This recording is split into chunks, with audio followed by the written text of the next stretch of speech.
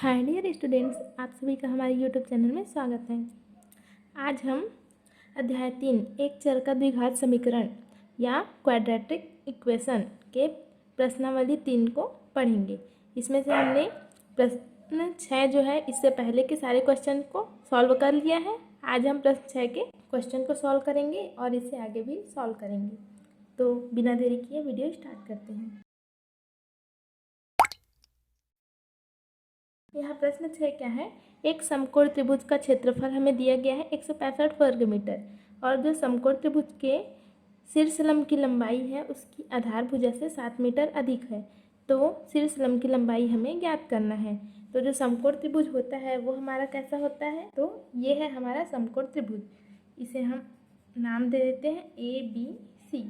इसमें ये वाली जो भुजा है ये कर्ण कहलाती है, ये लंब और ये आधार। तो समकोण त्रिभुज का क्षेत्रफल क्या हो जाएगा, हम जानते हैं समकोण त्रिभुज का क्षेत्रफल बराबर क्या होता है 1/2 गुणा लंबाई गुणा आधार, या फिर इसे 1/2 गुणा आधार गुणा लंबाई बोल सकते हैं। ये जो लंबाई होती है इसी को ही हम शीर्ष लंब की लंबाई के नाम से जानते हैं। माना कि ये जो शीर्ष लंब की लंबाई है ये हो गई हमारी x और आधार को हमने माना y।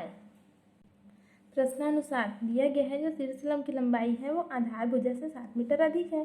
तो शीर्ष लंब की लंबाई 7 मीटर अधिक है, तो इसको हम क्या लिख सकते हैं, शीर्ष लंब की लंबाई हमारी x + 7 है और आधार क्या है हमारा y। तो फिर यहाँ से हम x की वैल्यू निकाल लेते हैं। तो ये क्या हो जाएगा y - 7 हो जाएगा। ये 7 इधर, इसे हम इक्वेशन फर्स्ट नेम दे देते हैं। हम जानते हैं कि जो समकोण त्रिभुज का क्षेत्रफल होता है वो क्या होता है 1/2 गुणा शीर्ष लंब की लंबाई गुणा आधार, और समकोण त्रिभुज का क्षेत्रफल हमें क्या दिया गया है 165 वर्ग मीटर। तो इसे हम यहाँ लिखेंगे 165 1/2, और जो शीर्ष लंब की लंबाई है हमारी वो क्या है, ये है हमारी x, और जो आधार है आधार क्या है हमारा y। अब हम क्या करते हैं इसे फिर से लिख देते हैं, ये 165 ये क्या हो जाएगा हमारा एक का xy से गुणा हो जाएगा, तो ये क्या हो जाएगा xy/2। अब इसमें क्रॉस मल्टीप्लाई कर देंगे, मतलब तिर्यक गुणा 2 को 165 से, तो ये हो जाएगा 165 × 2 बराबर xy। 165 को 2 से गुणा करेंगे 330। यहाँ समीकरण 1 से हम x की वैल्यू यहाँ रख देते हैं। तो x बराबर क्या है y - 7, तो x के जगह y - 7 लिख दिया और यहाँ y। फिर यहाँ हमने लिख दिया समीकरण 1 से x बराबर y - 7 रखने पर। अब क्या करते हैं, ये हो गया, y को y से मल्टीप्लाई करेंगे y², ये हो गया -7y। अब इसे हम क्या करते हैं, इस पक्ष में जो लिखा है उसको यहाँ ये वाले को इस साइड लिख देते हैं। तो y² - 7y = 330। अब इसे हम पूर्ण वर्ग विधि द्वारा हल करेंगे। तो कैसे हल करेंगे, यहाँ क्या है माइनस है, तो हमारे यहाँ पे कौन सा सूत्र का यूज होगा, ये वाला a - b का whole square = a² - 2ab + b², ये वाला फॉर्मूला यूज होगा। अब यहाँ में 2 की ज़रूरत है, 2 है नहीं, तो क्या करेंगे ऊपर और नीचे में 2 का गुणा या फिर 2/2 का गुणा कर देते हैं, तो यहाँ पे आ गया। अब क्या करेंगे y² - 2 × a हमारा y है, तो b हमारा क्या हो जाएगा, ये 7 बचा है /2, तो 7/2।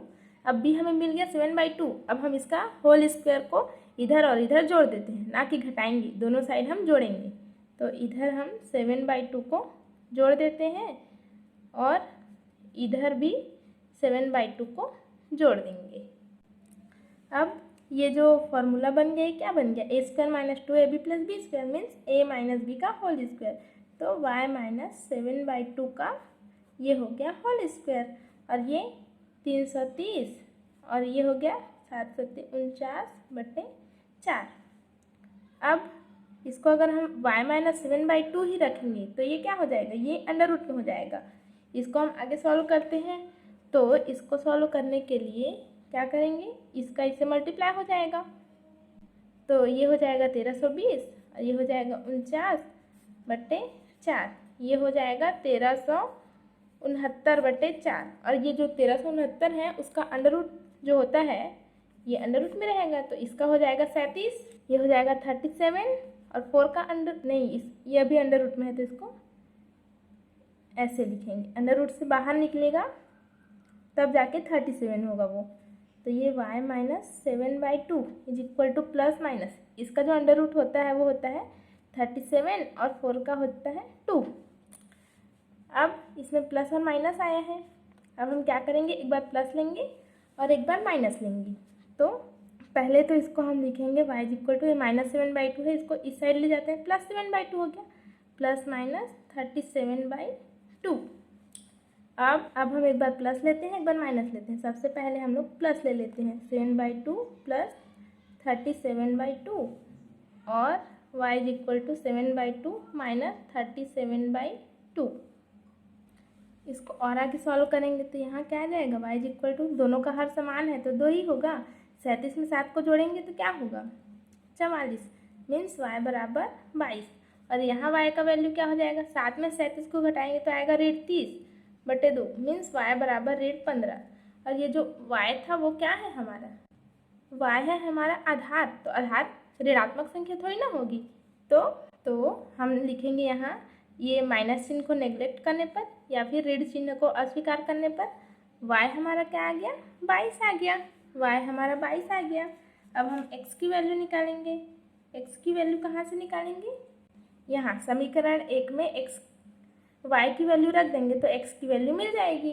तो यहाँ समीकरण 1 में हम y बराबर 22 लिख देते हैं, यहाँ हमने 22 लिख दिया। तो x बराबर क्या हो जाएगा हमारा, 22 में से 7 गया तो 15। तो इस प्रकार से हमारा जो x था वो क्या था, ये y हमारा था वो था शीर्षलंब की लंबाई, और जो ये x है हमारा ये होगा आधार भुजा की लंबाई। तो इस प्रकार उत्तर में हम लिखेंगे, अतः शीर्षलंब की लंबाई 22 मीटर तथा आधार भुजा की लंबाई 15 मीटर होगी। नेक्स्ट देखते हैं 7वां प्रश्न, फलों की आयताकार क्यारी का परिमाप, फलों की क्या है, आयताकार क्यारी है, फलों की क्यारी हमारी इस प्रकार है आयताकार, इसका जो परिमाप है 76 मीटर है और क्षेत्रफल 357 वर्ग मीटर है।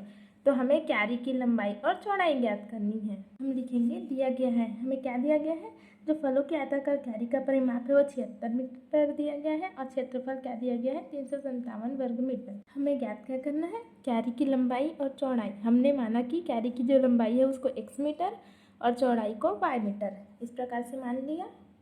अब हम लिखते हैं यहाँ प्रश्नानुसार। प्रश्न में सबसे पहले बोला गया है आयताकार क्यारी का परिमाप 76 मीटर है। तो हम लिखते हैं, हम जानते हैं कि जो आयत का परिमाप, यहाँ लिखेंगे आयत का परिमाप बराबर 76 मीटर है। तो आयत का परिमाप क्या होता है हमारा, 2 गुणा लंबाई धन चौड़ाई। तो यहाँ 76 लिख देते हैं। तो हमारा लंबाई क्या है, x मीटर है और चौड़ाई क्या है, y मीटर है। तो हम यहाँ y लिख देते हैं, ये हो गया 76। अब हम क्या करते हैं, ये मल्टीप्लाई है, इसको डिवाइड कर देते हैं। तो x plus Y is equal to 76/2, यहाँ हो गया डिवाइड में 76/2। अब हम क्या लिख सकते हैं इसको, x plus Y is equal to, divide करेंगे तो 2 3 जा 6, 2 8 जा 16, इसको हम दे देते हैं इक्वेशन फर्स्ट। अब हम क्या करेंगे, ये प्रथम शर्त से था, दूसरा शर्त से क्या है, क्षेत्रफल बराबर 357 वर्ग मीटर। तो लिखते हैं आयत का क्षेत्रफल बराबर 357। तो आयत का क्षेत्रफल क्या होता है, लंबाई गुणा चौड़ाई, लंबाई हमारी x, चौड़ाई हमारी y, ये लिख देते हैं हम 357, इसको दे देते हैं इक्वेशन सेकेंड। अब हम लिखते हैं समीकरण 1 से, यहाँ से हम x की वैल्यू निकालते हैं तो क्या हो जाएगा 38 माइनस y। अब हम इसको इक्वेशन 3 नाम दे देते हैं। अब हम क्या करेंगे, समीकरण 3 से x का मान जो है यहाँ रखेंगे समीकरण 2 में, समीकरण 2 में रखने पर अब x का मान रखना है, तो x बराबर क्या रखना है, 38 माइनस y।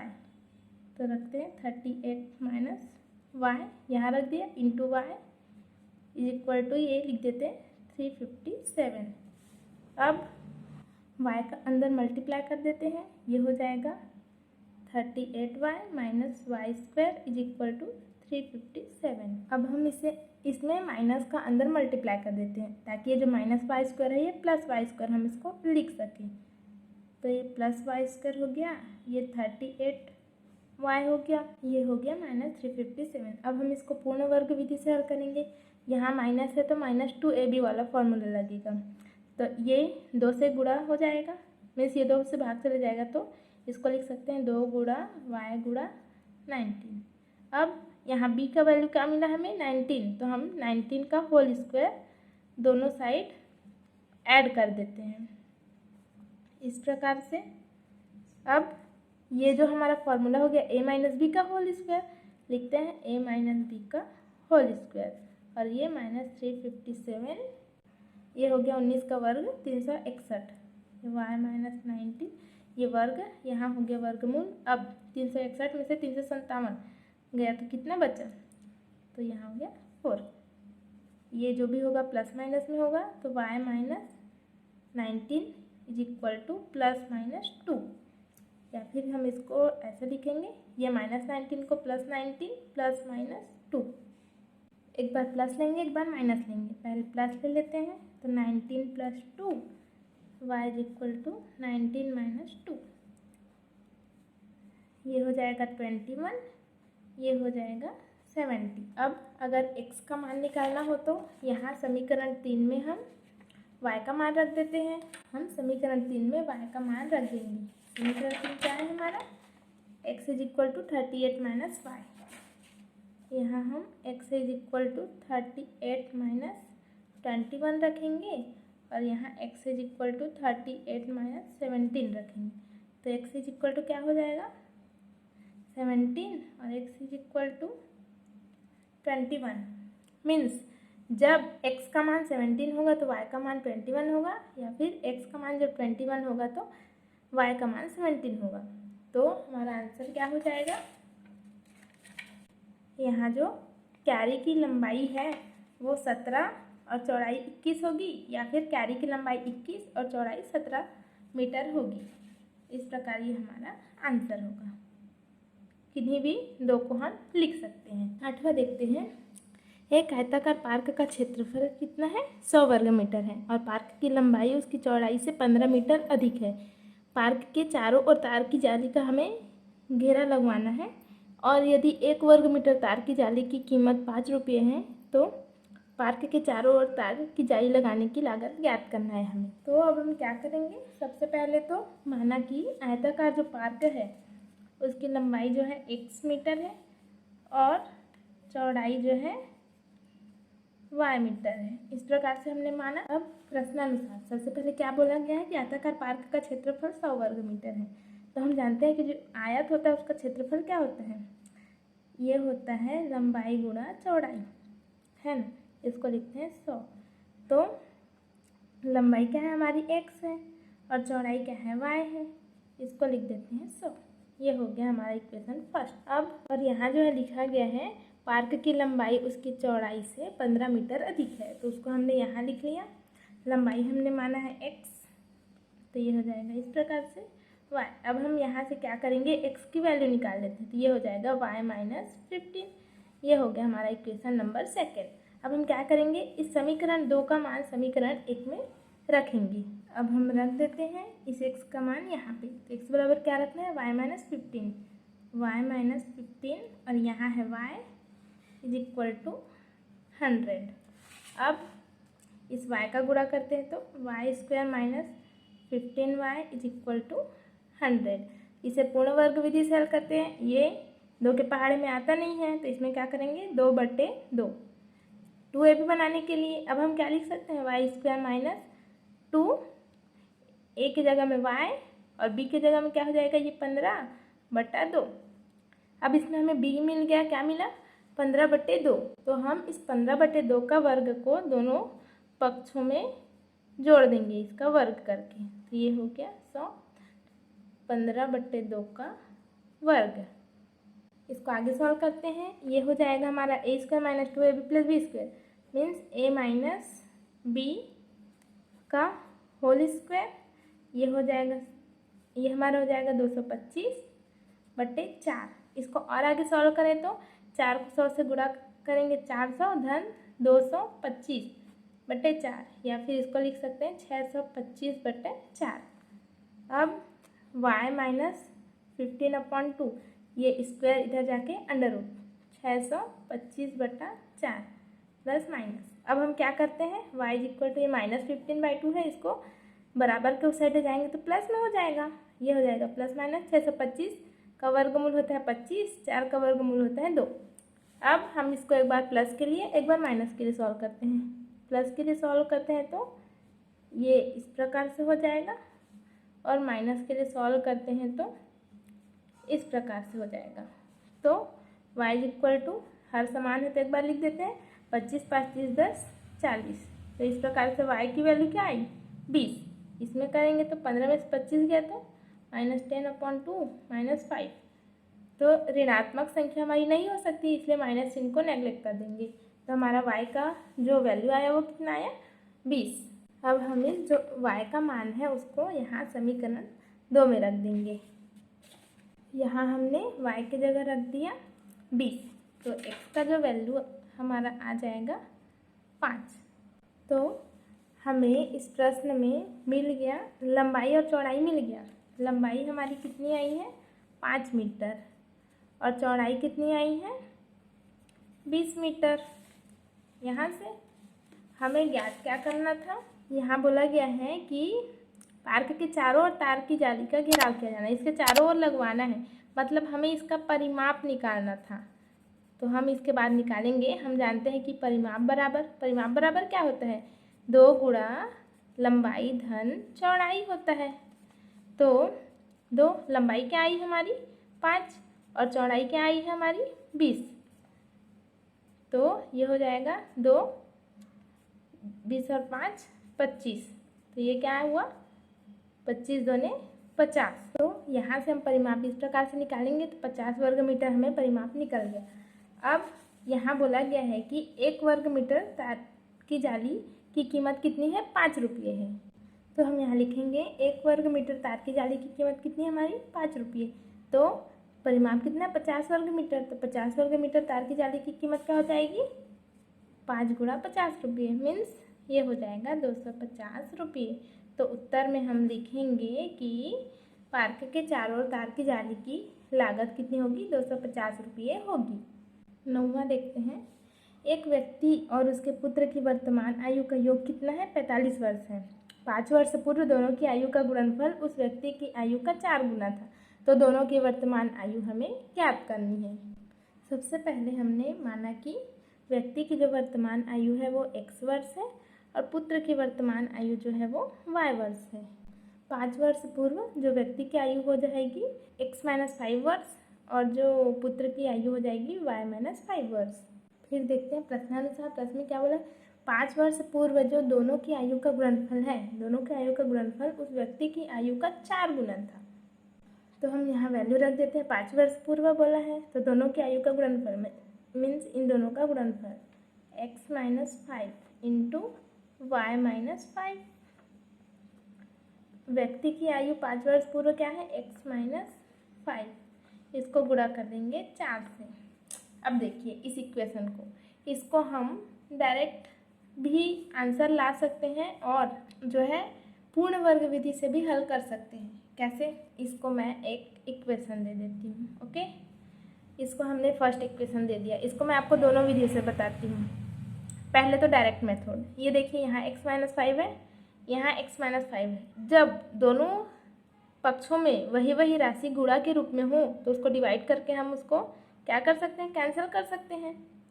क्या करते हैं, इसको हम इस साइड ले आते हैं x - 5 बस को, y - 5 को रहने देते हैं, x - 5 इंटू 4 और ये जो x - 5 है इसको इधर ले आते हैं।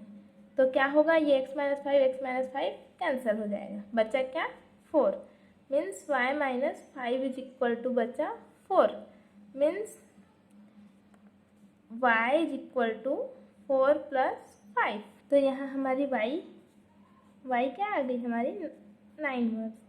y जो थी हमारी पुत्र की आयु थी, ये है हमारी पुत्र की आयु। और अब हम पिता की आयु कहाँ से निकालेंगे। यहाँ हमें ये भी दिया गया था कि दोनों के वर्तमान आयु का योग कितना है, 45 वर्ष है। तो वर्तमान आयु का योग यहाँ हम लिख सकते हैं, वर्तमान आयु का योग बराबर कितना दिया गया है, ये दिया गया है 45। तो इसको हम क्या लिख सकते हैं, x plus Y is equal to 45। इसको इक्वेशन फर्स्ट देते हैं और ये जो हमने फर्स्ट दिए थे इसको सेकंड देते हैं। यहाँ हमने पुत्र की आयु निकाल दिया। अब ये जो समीकरण 1 दिया, यहाँ हम y की वैल्यू रखेंगे तो पिता की आयु निकल जाएगी। अब हम क्या करेंगे, यहाँ जो समीकरण 1 है यहाँ हम y इज इक्वल टू 9 रख देंगे। तो यहाँ x प्लस y की जगह हमें 9 रखना है इज इक्वल टू 45। अब हम क्या करेंगे, 9 को इस साइड कर देते हैं तो 45 माइनस 9, तो x इज इक्वल टू हो गया, ये हो जाएगा, यहाँ हमें x की वैल्यू मिल गई 36। ये हमारी हो जाएगी पिता की आयु या फिर व्यक्ति की आयु। इस प्रकार से हम x और y की वैल्यू डायरेक्टली निकाल सकते हैं। और अगर हमें इसे पूर्ण वर्ग विधि से हल करना है तो क्या करेंगे, यहाँ समीकरण 2 से मैं आपको पूर्ण वर्ग विधि से हल करके बताती हूँ। यहाँ तक सेम ही रहेगा। इसको हम एक बार लिख लेते हैं, x minus 5 into Y minus 5 is equal to X minus 5 into 4। अब हम क्या करेंगे, इसको आपस में मल्टीप्लाई कर देते हैं, इसको इससे, x को इन दोनों से करते हैं तो एक्स वाई माइनस 5x, ये हो जाएगा माइनस 5y, माइनस 5 को इससे करेंगे तो माइनस 5 इंटू माइनस 5 हो जाएगा प्लस 25। इसको 4 को करेंगे तो 4x माइनस 20। अब क्या होगा, इसको हम आगे और सॉल्व करते हैं, ये हो जाएगा एक्स वाई माइनस 5x, यहाँ जो प्लस 4x इधर जाएगा minus 4x minus 5y plus 25 minus 20, इसको इधर लाते हैं प्लस 20 इज इक्वल टू 0। इसको और आगे सॉल्व करते हैं तो ये क्या हो जाएगा, X Y minus 9x minus 5y plus 45 is equal to 0। यहाँ हमें एक इक्वेशन मिल गया। अब हम क्या करेंगे, इसमें हम या तो x की वैल्यू रख देते हैं या y की वैल्यू रख देते हैं। तो हमें यहाँ से अगर y की वैल्यू रखेंगे तो x की वैल्यू मिलेगी, या x की वैल्यू रखेंगे तो y की वैल्यू मिल जाएगी। इसको हम समीकरण 3 नाम दे देते हैं। अब हम क्या करेंगे, यहाँ जो है समीकरण 1 से x की वैल्यू निकालते हैं, ये हो जाएगा 45 माइनस वाई। अब इस x की वैल्यू को हम यहाँ रखेंगे। अब हम यहाँ रख देते हैं, x की जगह 45 minus Y into Y minus 9, 45 minus Y minus 5y plus 45 is equal to 0। अब y को गुणा करते हैं, 45y minus Y square minus 9 को 45 से मल्टीप्लाई करते हैं इस प्रकार से। अब हम इसको और आगे सॉल्व करते हैं तो ये क्या हो जाएगा, 9y माइनस 5y, ये हो जाएगा 4y और 45y हो जाएगा 49y, ये हो गया माइनस वाई स्क्वायर और माइनस 405 n प्लस 45, तो ये हो गया माइनस 360 इज इक्वल टू 0। अब हम इसमें माइनस का मल्टीप्लाई कर देते हैं, इसको पहले रख देते हैं, तो ये वाई स्क्वायर हो गया minus 49y plus 360 is equal to 0। अब ये जो 360 है इसको उस साइड ले जाते हैं, तो Y square minus 49y is equal to minus 360। अब इसको 2ab के रूप में, ये 2 से तो भाग नहीं जाएगा, इसको 2ab के फॉर्म में लिखने के लिए 2 चाहिए, इसीलिए 2/2 रख देते हैं। उसके बाद क्या करेंगे, यहाँ 2 इंटू a इंटू 49/2। अब यहाँ b का वैल्यू 49/2, इसका होल स्क्वायर को दोनों साइड ऐड कर देते हैं, तो ये हो गया माइनस 360 प्लस 49/2 का होल स्क्वायर। इसे हम क्या लिख सकते हैं, a square minus 2ab plus B square. तो इसको हम लिख सकते हैं a माइनस बी का होल स्क्वायर। इसको हम लिख सकते हैं माइनस 360 प्लस, ये हो गया 2401/2। इसको हम आगे सॉल्व करेंगे तो इस प्रकार हो जाएगा। अब 2401 में से 720 को घटाएंगे, यहाँ जो है 1681 का वर्गमूल हो जाएगा हमारा 41। यहाँ जो हमारा 1681 पर यहाँ जो है 2 करनी 2 को निकालेंगे तो क्या आएगा, मीन्स हमारा कहीं मिस्टेक हुआ है। देखिए यहाँ 49 का वर्ग हमने निकाल दिया, 2401 पर 2 का वर्ग ये हो जाएगा 4, फिर 4 का गुणा 360 से होगा, 4 का गुणा 360 से करेंगे तो ये जो होगा ये हो जाएगा 1440। अब हमें 2401 में से 1440 को घटाना है, तो ये क्या हो जाएगा हमारा, ये हो जाएगा हमारा 961 हो जाएगा हमारा, और ये 4 है। तो 961 का जो वर्गमूल होता है वो होता है 31, 4 का वर्गमूल हो जाएगा हमारा 2।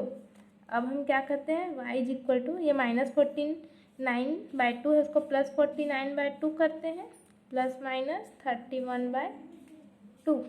एक बार प्लस लेते हैं, एक बार पहले प्लस ले लेते हैं, एक बार माइनस ले लेते हैं। पहले प्लस लेते हैं, 49/2 + 31/2, y इज इक्वल टू 49/2 - 31/2। इसको आगे सॉल्व करेंगे तो y इज इक्वल टू, ये हो जाएगा 49 और 1 50, 50 और 30 80/2, means y is equal to 40।